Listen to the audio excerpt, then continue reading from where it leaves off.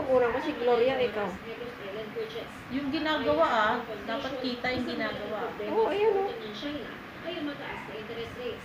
Sunod agad. Ito ng interest rates ng International Monetary Fund. Ngayong official development assistance o tulong dapat ito ng China. It's the highest interest rate sa mga official development assistance kung tawagin. At doon tayo nakakahala. So, pinahambing natin sa ibang pautang. Halimbawa ng Japan ay 1.4% mataas Sige, ngayon. kunan mo na. Japan.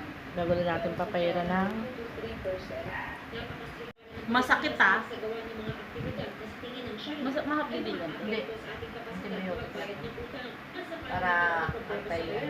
Ahit siya raw ng China. Ako, magsasalita man daw. Pagbatas ng China, masusunod. Meron silang tinatawag na arbitration. Sakit ba? Ito ay Medyo yan. kumbaga, Yung part na yan. sa international arbitration. Antibiotic na yan. Ng China. Yan, medyo Pag binid doon, ay gaganapin sa Beijing. Ito na. Papadala ko sa ito, ha? Walang